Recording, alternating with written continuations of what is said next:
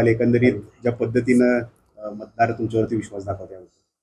नक्की शिरूर लोकसभा मतदारसंघातल्या मायबाप मतदारांच्या या विश्वासाविषयी खात्री होती आणि म्हणूनच अगदी लोकसभेचा उमेदवार असताना सुद्धा आपलं मतदान होण्याआधी एकूण 6 मतदारसंघांमध्ये जर प्रचाराला गेलो होतो तर अनेकांनी हाच प्रश्न विचारला होता की हा कॉन्फिडन्स कसला आहे. तर प्रामाणिकपणे सांगायचो हा कॉन्फिडन्स आमच्या प्रामाणिकपणे काम करणाऱ्या प्रत्येक कार्यकर्त्याचा आणि शिरूर लोकसभा मतदारसंघातल्या मायबाप मतदारांवरचा हा कॉन्फिडन्स आहे आणि ते चित्र आज मतदानात दिसतंय हे याचं खरोखर समाधान आहे. आव्हान तुम्हाला दिलेलं होतं ते मी स्वीकारलेलं होतं आणि ते पूर्ण होईल अशी अपेक्षा? म्हणजे ते होईल असं दिसतंय कारण आपण ज्याला म्हणतो की संघर्ष जितना बडा होगा जीत उतनी शानदार होगी. त्या पद्धतीनं इतक्या मोठ्या नेत्यानं आव्हान दिल्यानंतर खरं तर अनेकांच्या मनात शंकेची पाल चुकली होती. पण ज्या पद्धतीनं आदरणीय शरदचंद्रजी पवार साहेब हे ठामपणे पाठीशी उभे राहिले, जयंत पाटील साहेबांनी पूर्णपणे ही यंत्रणा मॉनिटर केली. अगदी सुप्रियाताई सुद्धा त्यांची निवडणूक संपल्याबरोबर शिरूर लोकसभा मतदारसंघामध्ये दाखल झाल्या. या सगळ्या गोष्टींचा परिपाक हा नक्कीच तुम्हाला समोर दिसेल आणि हे आव्हान दिल्यानंतरही डगमगून न जाता ज्या अगदी सर्वसामान्य कार्यकर्त्यांनी म्हणजे मला प्रत्येकजण तुम्ही विचारत होतात की एकही आमदार बाजूला नाही, शिरूरचा अपवाद वगळता मग निवडणूक कशी होणार. मला वाटतं सर्वसामान्य कार्यकर्त्यांनी आदरणीय पवार साहेबांच्या माननीय उद्धव साहेबांच्या प्रेमापोटी आणि त्यांच्यावरच्या नेतृत्वावरच्या विश्वासापोटी जिगरीने लढवलेली निवडणूक. आणखी 25-26 फेऱ्या पुढे आहेत.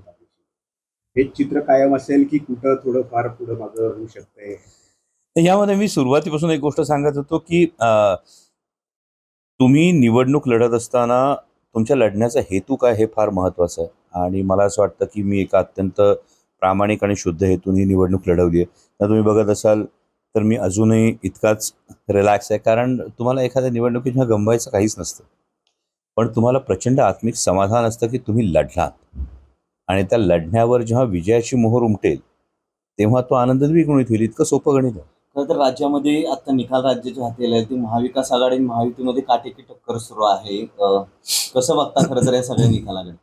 मला अजूनही होप्स आहेत कारण मी आत्ताही असं म्हणतोय की सुरुवातीच्या अगदी फेऱ्या या सुरू अगदी अजून बऱ्याचशा किमान 24-25 फेऱ्या पुढे जाणं बाकी आहे. पण जवळपास आता मी एकूण 18 सभा केल्या आपला मतदारसंघ वगळता. त्यामुळे महाराष्ट्रामध्ये महायुतीच्या सरकारविषयी असणारी एक प्रचंड चीड, एक अस्वस्थता ही ठिकठिकाणी जाणवली आहे आणि 100% त्याचं रिफ्लेक्शन हे तुम्हाला अंतिम निकालामध्ये दिसेल. आणि अंतिम निकालामध्ये जरी आत्ता काटेकी टक्कर वाटत असली तरी अंतिम निकालामध्ये महाविकास आघाडी ही सबस्टॅन्शियली पुढे गेलेली एकूण निकालामध्ये तुम्हाला दिसणार. खरं तर प्रतिष्ठेची केली होती ते महाराष्ट्रातली सगळी निवडणूक आपण पाहतोय की आता बीड आणि बारामती खूप काटेकी टक्कर म्हणजे की बीडमध्ये परत बजरंग सोनवणे आघाडीवर आहेत.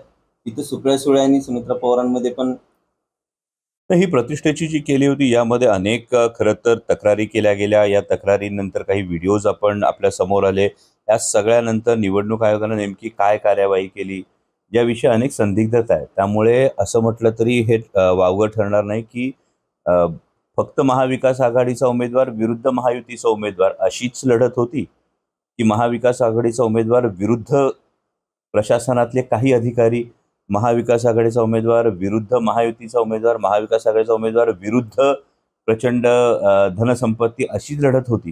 या सगळ्या गोष्टी आहेत. पण तरीसुद्धा या एवढ्या सगळ्या गोष्टींनंतर म्हणजे बारामतीमध्ये सुप्रियाताई आघाडीवर असणं किंवा बीडमधले बजरंग बाप्पा आघाडीवर असणं हे खरोखर जनतेनं निवडणूक हाती घेतल्यानंतर एवढ्या सगळ्या ताकदीचा वापर केल्यानंतरही जनतेचा आवाज दाबला जात नाही याचं हे प्रतीक आहे असं मला वाटतं. राज्यातले निकाल कसे येतील किंवा आता येणारं सगळं हे तुम्ही चित्र पाहता. तुमची निवडणूक खूप प्रतिष्ठेची केली होती राज्यामध्ये, शिरूरकडे सगळ्यांचं लक्ष होतं. मला असं वाटतं की एका सर्वसामान्य कुटुंबातील व्यक्तीला एका इतक्या मोठ्या नेत्यानं आव्हान दिल्यानंतर सर्वसामान्य घरातलेच कार्यकर्ते आणि सर्वसामान्य जनता जी उभी राहिली. मी कायम सांगत होतो की एवढं मोठं आव्हान दिल्यानंतर दादा किती मोठे नेते असले तरी मत ही शिरूर लोकसभा मतदारसंघाची मायबाप जनता देणार आहे आणि त्या जनतेनं आपल्या पारड्यात मत टाकल्याचे सुरुवातीचे तरी कल दिसतात. त्यामुळे मला असं वाटतं की लढाई किंवा लढत जी होती ही नक्कीच आव्हानात्मक होती आणि आव्हान जितकं मोठं तितकं ते पेलायला तितकं ते स्वीकारायला हे खरोखर समाधान मिळतं. तुम्ही काय बघितलं आत्ताचे कल चालू होते सुरुवात झाल्यापासून काय आघाडीवर आहात तुम्ही? पण मी 1-2 ट्रेंड्स बघितले. मला काही गोष्टी अशा समोर आल्या की काही ठिकाणी 6,000, काही ठिकाणी असं कळलं की 9,000ने आतापर्यंत आघाडी आहे. पण मला असं वाटतं अंतिम चित्र एकदा समोर एकदा सगळ्या खूप फेऱ्या अजून बाकी आहेत. मतमोजणीच्या खूप फेऱ्या बाकी आहेत. ते एकदा सगळं आलं की मग त्यावर भाष्य करणं योग्य.